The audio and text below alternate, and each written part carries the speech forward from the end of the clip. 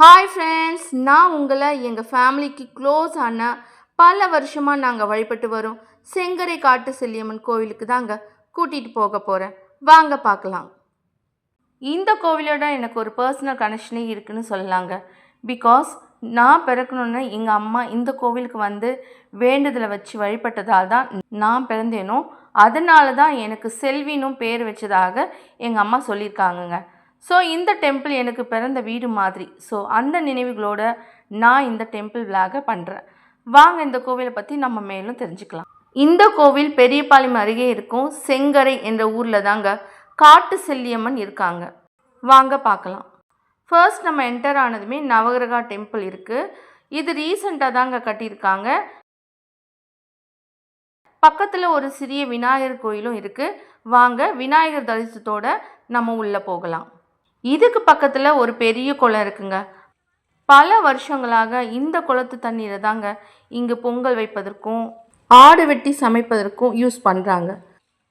அது மட்டும் இல்லைங்க, குழந்தை பாக்கி இல்லாதவங்க இந்த குளத்து தண்ணீரில் குளிச்சுட்டு அருகில் இருக்கும் அரச மரத்தை சுற்றி வழிபட்டு அபிஷேகம் செய்வது இங்குள்ள ஒரு நம்பிக்கையாக இருக்குங்க.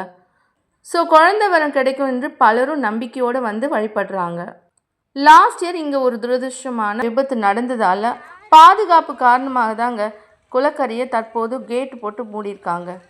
பட் அந்த குளத்தோட தண்ணீர் மோட்டார் மூலம் தொட்டிக்கு கொண்டு வரப்படுதுங்க. அதை தான் இன்றும் பக்தர்கள் பயன்படுத்துகிறாங்க. அது மட்டும் இல்லைங்க, குடிநீர் குழாயும் இங்கே பொருத்தப்பட்டுள்ளது. கோவிலுக்கு போகிற வழியில் ஒரு புற்று கோவிலும் இருக்குங்க. இங்கேயும் அம்மன் தான் இருக்காங்க. இங்கேயும் நம்மளோட வேண்டுதலை வச்சுட்டு நம்ம செல்லியம்மனை பார்க்க போயிடலாம்.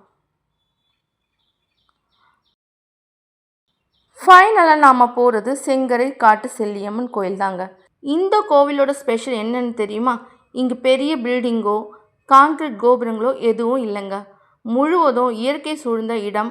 பல வருடங்களாக கொடிகள் படர்ந்தபடியே அம்மன் அருள் தரிசனம் கொடுத்துட்டு வராங்க.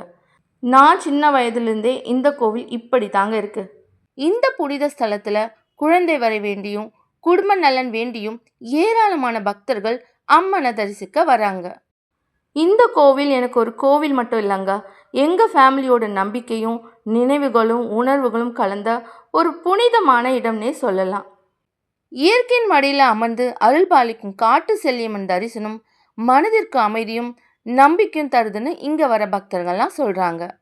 இந்த வீடியோ பார்த்த அனைவருக்கும் காட்டு செல்லியம்மன் அருள் கிடைக்கட்டும். இந்த வீடியோ பிடிச்சிருந்தா லைக் பண்ணுங்க, ஷேர் பண்ணுங்க, மறக்காம நம்ம சேனலை சப்ஸ்கிரைப் பண்ணுங்க. Bye friends.